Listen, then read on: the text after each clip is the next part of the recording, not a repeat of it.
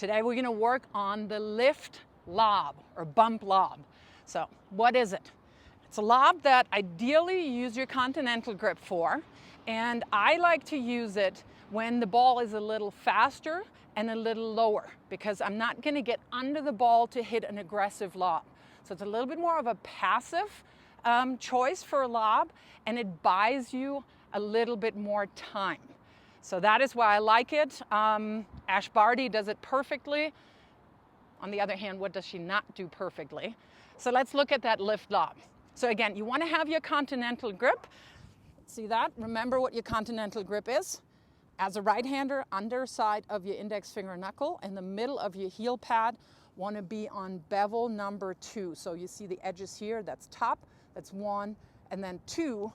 So I'm going to put both of these on the number 2 bevel so that I can get under the ball. So again, I want to use that when the ball is a little lower and when I need to open my racket face to get under the ball. So let's say people are up a net and doubles, or somebody just came in. So what I'm doing is this here, right? And I want to call it lift lob, or we call it lift lob, because I'm really getting under the ball and I'm using my entire body to lift the racket face up and give it a good old lift. Now that thing is in the air for about 20 minutes, gives me time to fix a sandwich and get a great defensive position. So what you need to experiment with when you're doing that is the more open the racket face is, and I'll show you from the side in a second, the higher the ball will get and the less far. If you close it a little bit more, here we go, so this is a little bit more open, this is a little bit more closed. The more closed it is, the further the ball goes, but it is a little bit more shallow. So that's just practice. And when I coached at Vanderbilt, we literally did it like this to teach the young players that did not quite feel as comfortable doing it yet. Just self-toss and lift. Self-toss and lift. Okay, so that is your lift lob. I'll show it to you from the side and also from the back. All right, lift lob. Again, continental grip. Ball is a little lower. Maybe somebody just volleyed. You can't get under the ball and hit an aggressive lob. I'll show you how to do that in another video. Get under the ball with an open racket face.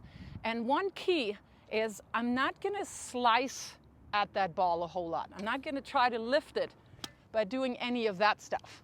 That is what a lot of people try to do when they first start with that. So again, just racket down and back here. Racket face is open. Here's my ball. And I'm just lifting up. And I want to hold that as if I'm on the title cover page of Tennis Magazine. So just here, down, and I lift. Boom, and I made my target. I'm going to show you that in a second. If you are on a defensive position, always a great idea to lob cross court because you have 4 foot something more in the court. So that's just another side note. Let's look at my favorite shot, the lift lob. Second favorite shot, because my backhand is my favorite shot. Let's look at the lift lob from the back.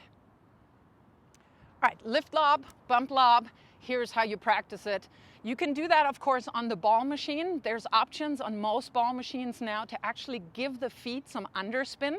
That's a great opportunity, I think, to use that feature on a ball machine so that the ball kind of skids a little bit more, and I really have to get under the ball. If you can see that in the back there, I have some targets just for a visual because I do better when I really have my target area pointed out to me. So again, racket down and back, not very far. I'm not starting like a slice up here. I'm not going to hack down on the ball. I'm going to get under the ball and lift. So let's say I'm playing this ball defensively, singles or doubles. I'm being moved out. See how long that ball's in the air, so I have time to come back into a better defensive position. So it's a little bit more of a passive option that you have, but it is absolutely valid because it gives you a lot of time to move. So let's look at it one more time here. Racket down and back. and lift.